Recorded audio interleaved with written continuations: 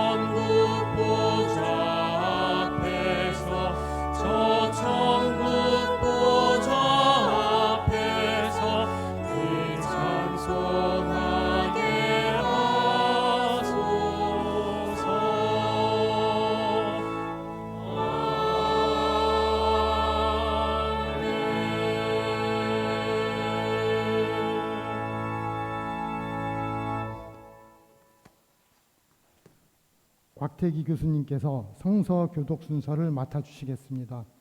교독문 13번으로 성시 교독하시겠습니다. 다 같이 성시 교독하시겠습니다. 여호와는 나의 목자시니 내게 부족함이 없으리로다. 그가 나를 푸른 불밭에 누이시며 쉴 만한 물가로 인도하시는도다. 내 영혼을 소생시키시고 자기 이름을 위하여 의의 길로 인도하시는도다. 내 평생의 선하심과 인자함이 반드시 나를 따르리니 따르리니 내가 여호와의 집에 영원히 살리로다. 아멘.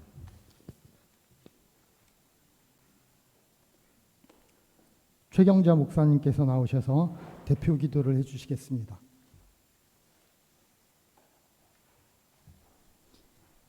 기도드리겠습니다.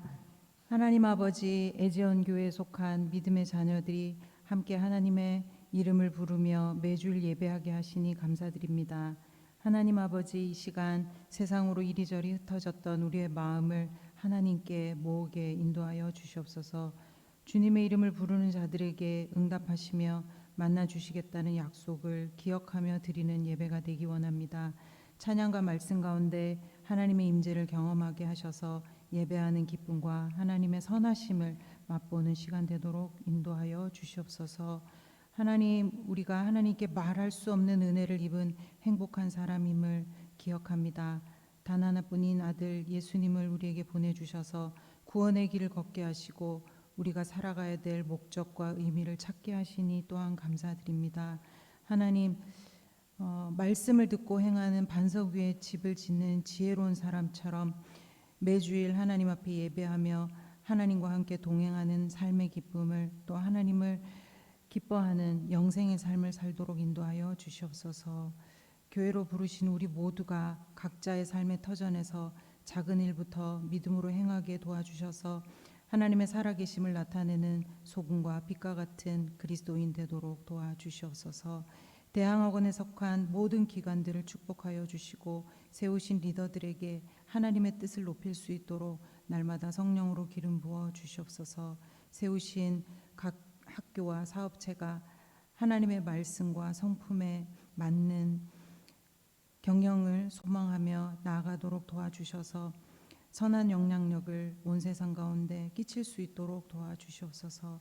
오늘도 목사님을 통해 들려주실 하나님의 말씀이 좋은 밭에 떨어진 씨앗이 되도록 우리의 마음이 기쁨으로 하나님 말씀 듣게 하시고 아멘으로 순종하게 인도하여 주시옵소서. 예배를 위해서 섬기는 모든 손길들을 복되게 하시고 이 예배를 통해서 더욱더 하나님 앞에 간절히 조금씩 나아가며 더 나은 사람 되기를 간절히 바라며 이 모든 말씀 예수 그리스도의 이름으로 기도드립니다. 아멘.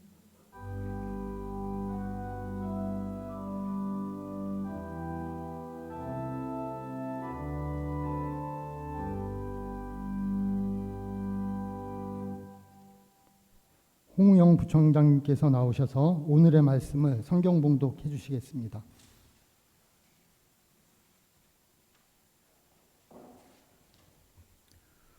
오늘 우리에게 주시는 하나님의 말씀은 구약성경 출애굽기 3장 1절에서 8절까지의 말씀입니다.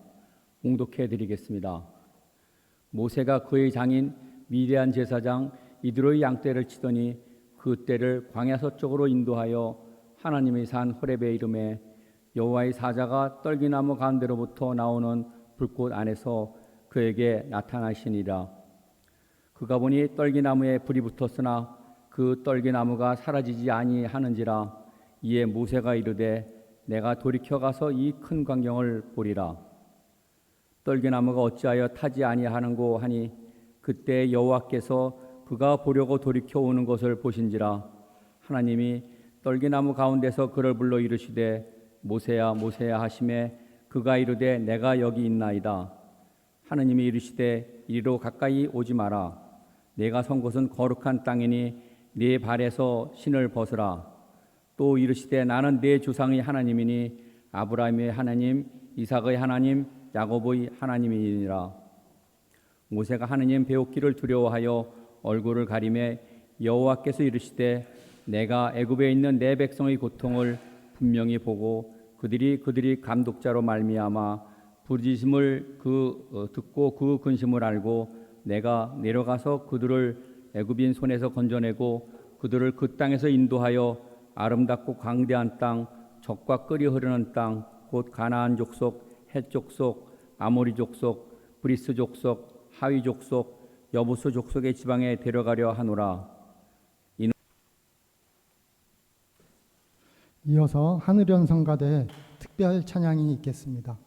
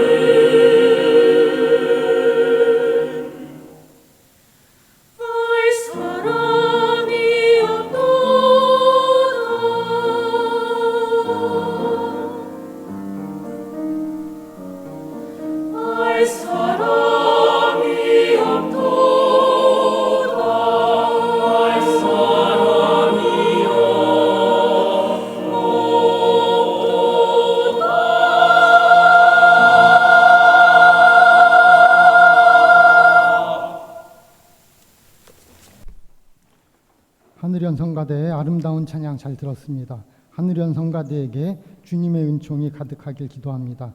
다음은 양순준 목사님께서 신발을 벗으라 라는 주제로 설교 말씀해 주시겠습니다. 부족한 종을 단위에 세우셔서 주님의 말씀을 대언할 때에 하나님이 주시는 은혜와 또 교훈과 결단이 임하기를 빕니다.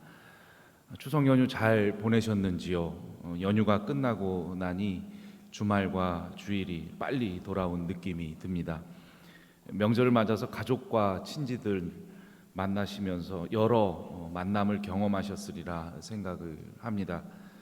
정채봉 작가의 에세이 만남이라는 책에 보면 5가지 종류의 만남을 얘기하고 있습니다. 첫 번째는 생선 같은 만남인데요. 처음엔 싱싱하지만 금방 상하고 비린내가 나는 것처럼 시기하고 질투하고 싸우면서 원한만을 남기는 만남이 생선 같은 만남이라고 합니다.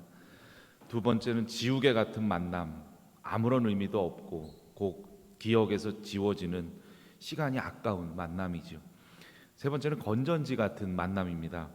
쓸모가 있을 땐 들고 있다가 필요 없어지면 멀어지는 이런 수지타산적인 만남. 네 번째는 꽃송이 같은 만남입니다. 화려하게 피지만 곧 시들어버리고 버리게 되는 끝이 안 좋은 만남이라고 합니다. 다섯 번째는 손수건 같은 만남입니다.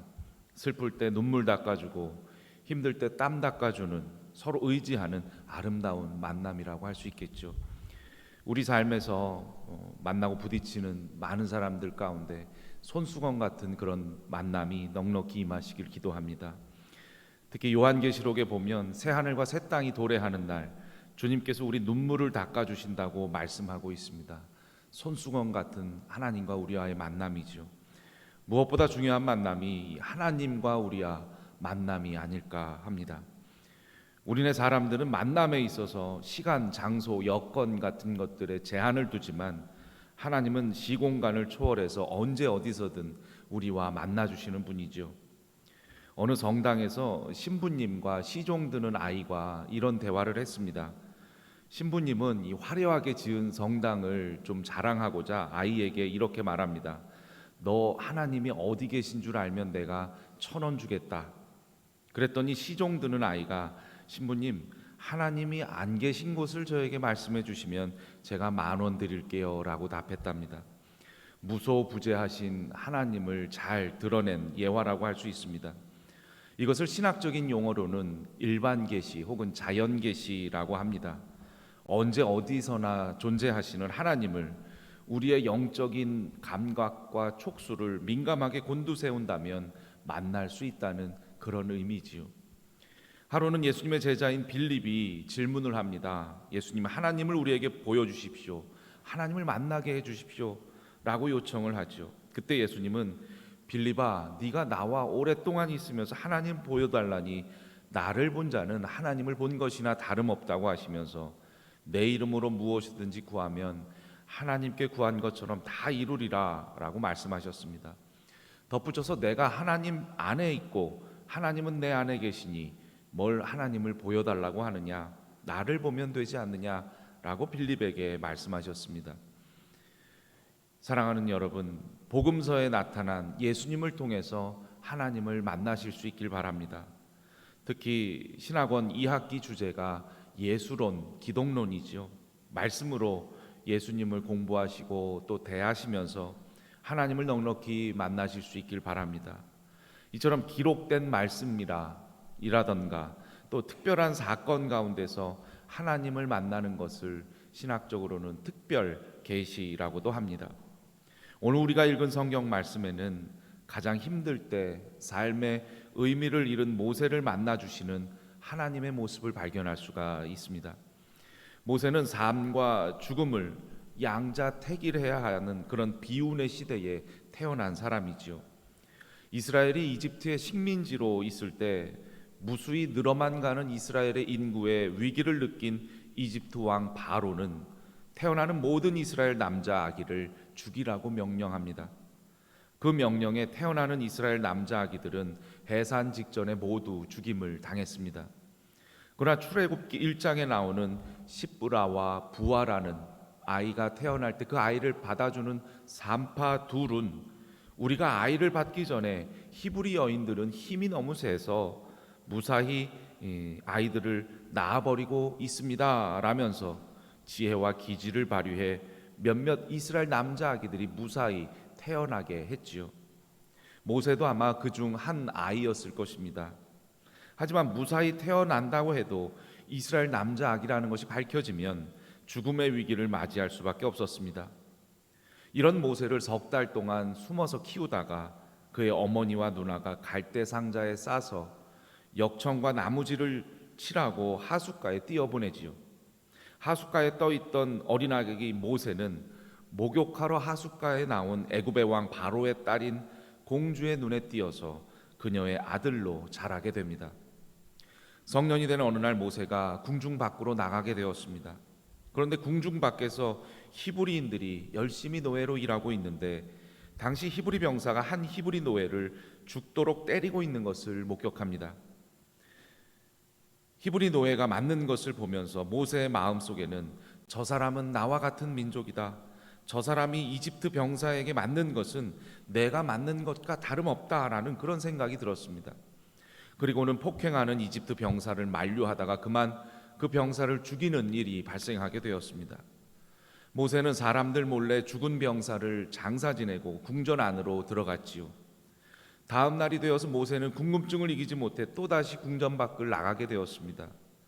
그리고는 또다시 이집트 병사들이 노예처럼 히브리 사람들을 다루는 것을 보고 여러분 왜 싸웁니까? 라고 만류했더니 히브리인들이 당신 참견하지 마세요. 어제는 참견하다가 이집트 병사를 죽이더니 오늘은 우리도 죽일 작정입니까?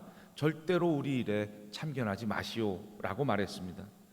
이 말을 들은 모세는 히브리 동족으로부터 배신감과 상실감을 느끼고 번민과 방황으로 무기력한 삶이 되었습니다. 이후에 모세는 미디안 광야로 도망하게 되지요. 하나님은 미디안의 제사장 이드로를 통해 모세를 받아주셨습니다. 마침내 이드로는 모세를 사위로 삼고 그곳에서 목동의 생활로 정착을 하게 합니다. 미디안으로 이민 생활을 하게 된 모세는 미디안 광야에서 40년을 지내게 되지요. 그의 나이 80세가 되었으나 자신의 양이 한 마리도 없이 장인 이드로의 양만을 치던 목자였던 모세, 이집트 왕궁에서 40여 년 호화롭게 지내던 자신의 모습이 이제 무기력하고 보잘것없는 양치기이자 대릴쏴이의 모습을 한 그런 신세가 되었습니다. 그때 그의 앞에 신기한 광경이 벌어지죠. 가시떨기 나무에 불이 붙기 시작한 것입니다. 갑자기 나무에 불이 붙는 기이한 광경을 보고 그곳으로 가까이 끌려가게 되었습니다. 가까이 가자 가시떨기 나무가 타지 않는 것이었습니다. 그때 갑자기 하늘에서 소리가 들립니다. 모세야, 이곳에 가까이 하지 말라. 뇌가 있는 곳은 거룩한 땅이니 신발을 벗어라. 하늘에서 들리는 음성에 놀란 모세는 지팡이를 내던지고 신발을 벗고 무릎을 꿇으며 당신은 대체 누구십니까? 라고 묻습니다. 그러자 나는 내 민족 아브라함과 이삭과 야곱의 하나님이다 라고 하시면서 하나님께서 모세에게 찾아오시고 만나주시는 장면이 오늘 말씀에 기록되어 있죠. 하나님께서 모세를 직접 찾아오시고 만나주셔서 가장 먼저 하시는 말씀이 반갑다 모세야 이런 말씀이 아니라 내가 서 있는 곳은 거룩한 곳이니 신발을 벗어라는 말씀입니다. 여기서 신발을 벗어라 라는 의미에 대해서 많은 해석들과 설교들이 있지요. 가장 많이 언급하는 것은 자기의 죄를 버린다, 권리를 포기한다, 자기 의지를 내려놓는다 그런 내용입니다. 보통 그 당시 노예들은 신발을 신지 않았기 때문에 노예처럼 자신의 권리와 의지를 다 포기하고 주인 되신 하나님께 전적인 순종을 하라는 그런 말씀이죠. 그러나 이렇게 해석하기만 하면 출애굽기 3장에 나타난 하나님과 모세가 관계를 맺는 전체적인 내용들이 어긋날 수 있습니다. 신발을 벗으라는 이유는 노예처럼 절대적인 순종을 요구하는 것이 아니라 네가 서 있는 곳은 거룩한 곳이기 때문에 신발을 벗으라는 거지요. 신발을 벗고 경건함과 예의를 갖추라는 겁니다. 예배의 한자어를 풀이하면 예를 갖추어 절하다라는 의미를 갖고 있지요. 거룩한 그런 곳에서 하나님을 만나는 곳이면 우리가 예배로 경건과 예의를 갖추라는 것입니다. 하나님은 모세에게 무조건적인 맹목적인 순종을 강요하지 않으셨습니다. 하나님의 부르심에 2번이나 거절하는 모세와 하나님께서는 늘 대화하시고 또 기적도 보여주시고 너 부족한 면을 내가 대리자 아론을 택해서 세울게 라고 하시면서 자발적인 순종으로 이집트로 가도록 설득하시는 장면이 출애굽기 3장부터 4장에 지속적으로 나타나고 있습니다. 다시 말해서 하나님은 말을 듣지 않으면 때리거나 벌을 주신다며 무당이나 우상 숭배자들처럼 협박이나 위협을 가하시는 분이 아니라 늘 우리들과 인격적인 관계를 원하시기 때문에 대화하시고 설득하시는 상담자 같으신 분이라 할 수가 있겠지요. 우상 숭배는요, 겁을 주면서 노예와 같이 강압적인 순종만을 원합니다. 하지만 우리는 노예가 아니죠. 우리는 하나님의 자녀이고 자유인이고 한 인격체로서 우리의 자유의지로서 하나님을 사랑하며 자발적으로 순종하는 그런 존재입니다. 그렇기 때문에 절대적이고 맹목적으로 순종하지 않으면 벌받고 사고나고 아프고 사업과 하는 일이 망하게 되고 가족이 잘못된다고 하는 것은 무당들이나 우상 숭배자들이 하는 일입니다. 때문에 이들은 큰 돈을 내고 굿이나 제사를 드리면서 부적을 쓰지 않으면 공경에 처하고 망하게 된다고 말하고 있죠.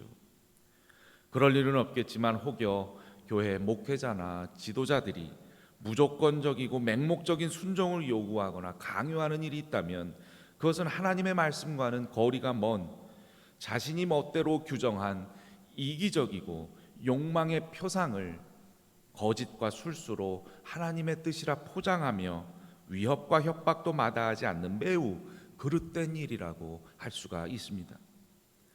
그래서 마이스터 에크하르트는 신이여 내 속의 하나님을 날마다 제거하여 주소서라고 기도했습니다. 인간이 하나님에 대해서 할 수 있는 유일한 일이기도 하겠지요.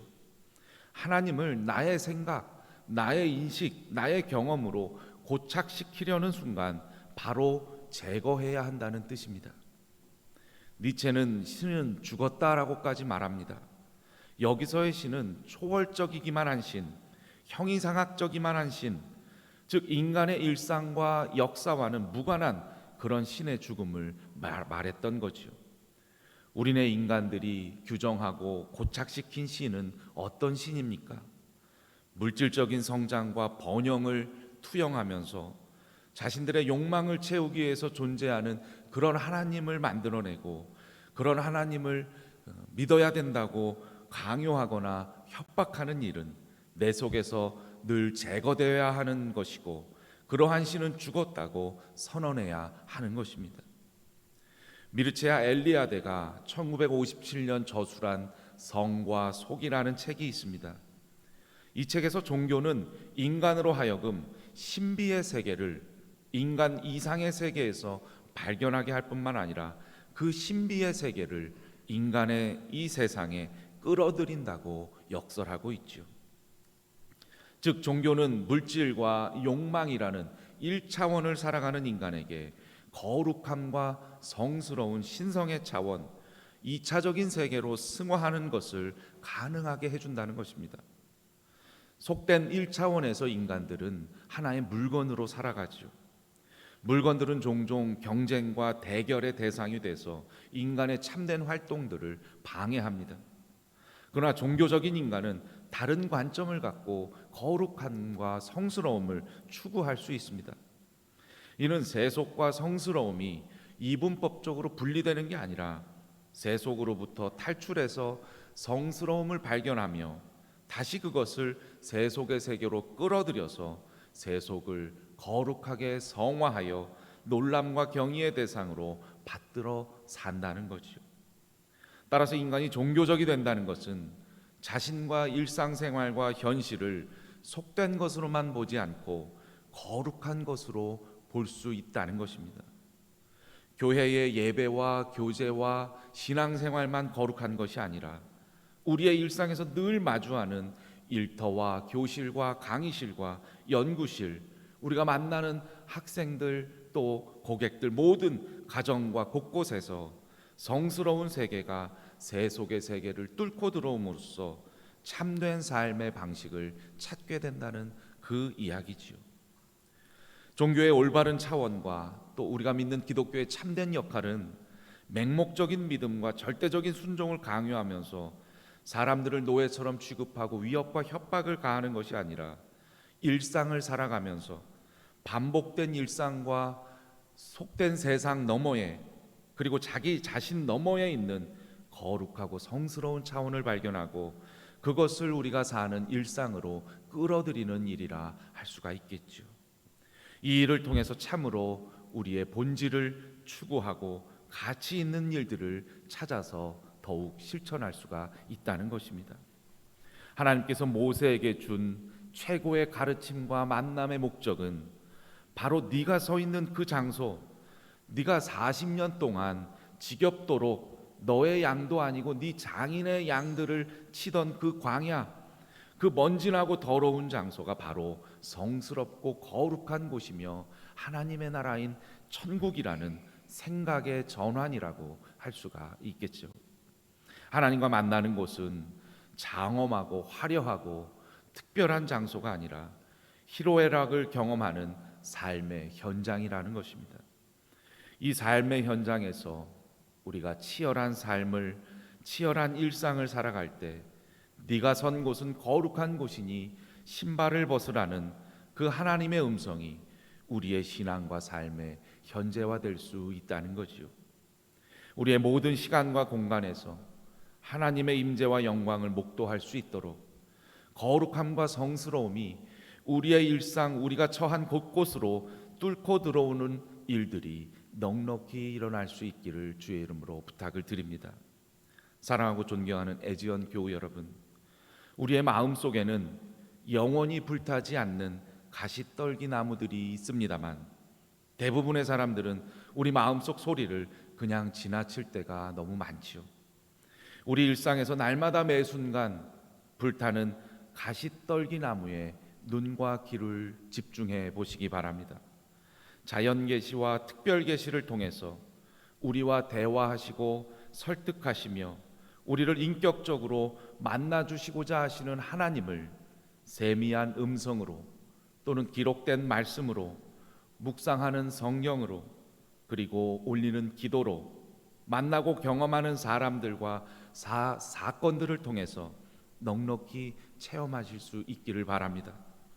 인간이 자의적으로 규정하는 그릇된 신들을 제거하고 생생한 삶의 실존으로 참된 하나님을 만나서 모세처럼 비전을 주시고 동행해 주시며 우리의 인생을 바르고 가치 있게 이끌어 주시는 거룩한 하나님이 인도하시는 축복의 길을 가는 여러분과 저의 삶과 신앙이 되시길 주의 이름으로 부탁을 드립니다. 잠시 기도하겠습니다. 날마다 매 순간 우리를 찾아오시고 우리와 만나시길 원하신 하나님, 우리에게 노예와 같이 절대적인 맹목적인 순종을 강요하시는 것이 아니라 대화와 설득으로 자발적인 순종을 원하시는 하나님임을 오늘 말씀을 통해 깨닫습니다. 복잡하고 어두운 세속을 살아가면서 거룩하고 성스러운 것을 추구할 수 있도록 우리의 삶과 신앙에 하나님의 임재와 영광이 불타는 가시떨기 나무가 넉넉히 임하게 하옵소서. 그리하여 우리의 삶에서 하나님 뜻과 말씀과 원하시는 거룩함이 넉넉히 드러나는 복된 인생이 되도록 인도해 주옵소서. 예수님의 이름으로 기도합니다. 아멘. 은혜의 말씀 감사합니다. 이 시간은 헌금 봉헌과 기도 순서입니다. 허인영, 오정인, 지세연, 이창주 대원의 특송 후 어운주 선생님께서 드려진 예물을 봉헌하고 기도해 주시겠습니다.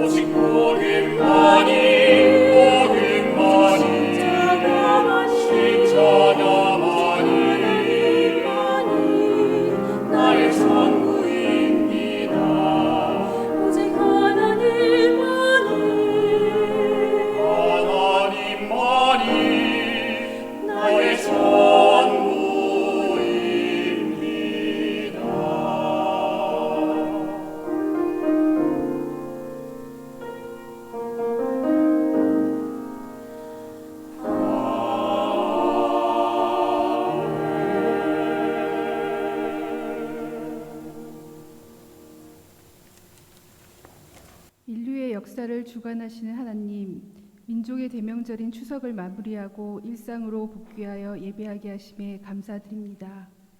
들려주신 말씀에 겸손한 마음으로 정렬하며 하나님을 만나 의롭고 복되게 변화되는 우리의 삶이 되게 하옵소서. 이 시간 하나님의 이끄심과 도우심을 고백하며 예물을 드립니다. 이 예물을 기쁘게 받아주시고 드려진 예물을 통해 하나님의 나라의 지경을 넓혀 주옵소서. 드린 손길들을 기억하사 영혼이 잘 되듯이 범사에 잘 되며 기도하며 추진하는 모든 일들이 형통하게 하옵소서. 존귀하신 예수님의 이름으로 기도드립니다. 아멘.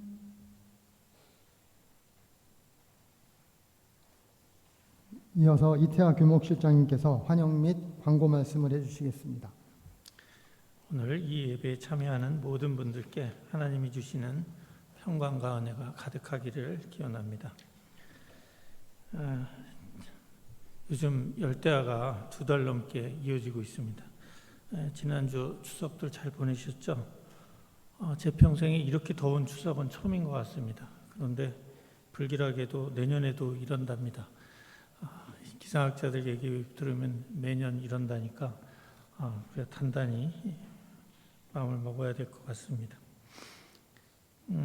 9월 기도 제목입니다. 대학을 비롯하여 모든 학교들이 개강을 해서 순조롭게 학사 일정이 진행되고 있습니다. 앞으로도 학사 일정이 순조롭게 진행돼서 이번 학기도 무사히 학기를 마칠 수 있도록 계속 기도해 주시기를 바랍니다. 교목실에서 운영하는 다양한 프로그램들이 있죠. 채플도 있고 주일 예배도 있고 수요 예배도 있습니다. 또 그 밖에도 다양한 교양 프로그램들이 있는데 이 모든 것들이 제대로 잘 이루어져서 캠퍼스 복음화에 이바지할 수 있도록 기도해 주시기 바랍니다. 또 각급 학교에 재직하시는 모든 교직원분들이 기독교 정신을 공유하고 또 자신의 직분을 청지기 정신으로 잘 감당할 수 있도록 기도해 주시기를 바랍니다. 아직도 세계 곳곳에서 전쟁이 끝이지 않고 있습니다. 러시아와 우크라이나의 전쟁은 물론이고 이스라엘과 하마스, 헤즈볼라의 싸움이 지속되고 있고 어떻게 보면 더 격화되고 있는 모습입니다. 하루속히 전쟁이 멎어서 더 이상 목숨을 잃는 사람이 없도록 기도해 주시기를 바랍니다. 공지사항입니다. 여러분들 신앙생활은 개인의 경건에서부터 출발합니다. 여러분들 성경 날마다 읽으시고 묵상하시고 기도하시기 바랍니다. 화면 하단에 예전교회 계좌번호가 나가고 있습니다. 여러분 봉헌에 참여해 주시기를 부탁드립니다. 화면 하단에 주일 예배 순서를 맡아주실 분들의 명단이 나가고 있습니다. 참조해 주시기 바랍니다. 그럼 또 건강한 모습으로 다음 주에 뵙도록 하겠습니다. 감사합니다.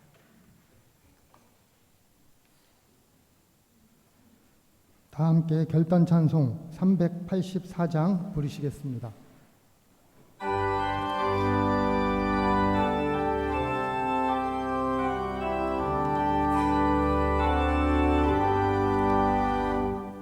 아직